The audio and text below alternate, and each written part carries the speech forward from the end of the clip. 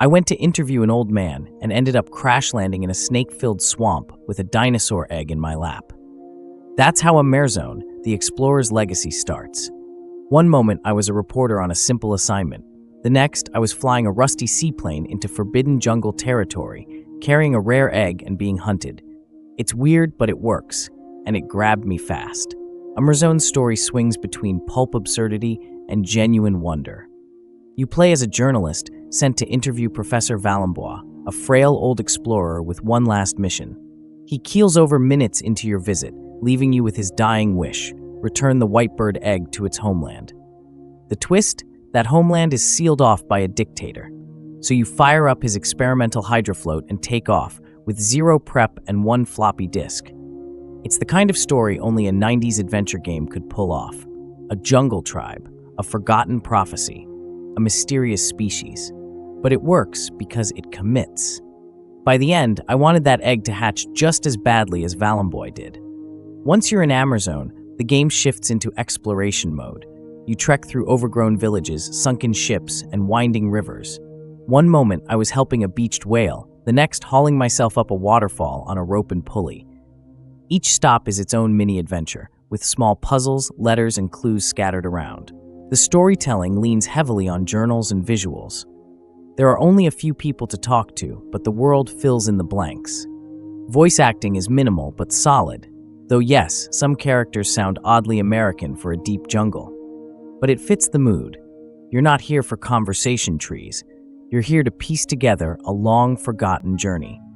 The gameplay sticks to classic point-and-click. You move from node to node and pan around in 360 degrees. It's smoother now thanks to better transitions, though it's not free roam. If you've played Myst, you'll feel at home. There's even a hotspot highlighter, which makes exploration much less frustrating. Puzzles are mostly straightforward. Gather objects. Combine them. Use them in the right place. Early on, you'll repair a generator or mix a jungle bug spray. Later, you'll fiddle with levers or decode how to open a sealed temple. The Hydrafloat is a highlight. This vehicle morphs into a plane, boat, or sub depending on which disc you load. Starting it up for the first time is satisfying. Repeatedly refueling it? Less so. The puzzles don't push too hard. This isn't about failure or challenge. It's about poking around, thinking for a bit, then moving forward. If you get stuck, there's a built-in hint system in your journal. I didn't use it, but it's there. No death screens, no timers, just you and the jungle. Let's talk visuals. This game is stunning. Sunlight filters through trees, vines crawl across ruins, exotic birds call from treetops. The art still screams so-called, whimsy mixed with grounded, rusty realism. At one point, I found a painting of a village's past. Holding it up, the screen faded into a vision of what once was, then back to decay. That stuck with me. Sound is subtle, but spot on. Ambient jungle noises do most of the heavy lifting. When music hits, it's short and moody, tribal drums or soft piano. Valembois's voice sets the tone early, and the sparse narration keeps the mood consistent. If you played the original Amerzone from 1999, this is a proper remake. The story and setting are the same, but everything looks and plays better. Some puzzles are expanded, transitions are smoother. There's new narration, added visual cues, and even a few Syberia Easter eggs hidden in plain sight. The devs didn't mess with the formula. They just made it work for 2025. They respected the source without overhauling it. Some might call it dated. I call it focused. That said, not everything got updated.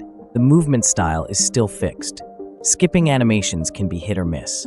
And yes, some puzzles feel more like chores than challenges, but it's consistent, and that counts.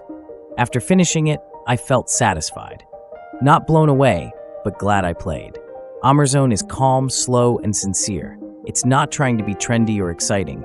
It just wants to tell its story and let you poke around its world. If you like narrative adventures, if you have a soft spot for old-school puzzle games, or if Syberia means something to you, this one's worth your time. Amerzone, the explorer's legacy, gets an 8 out of 10. Thanks for watching, and see you in the next video.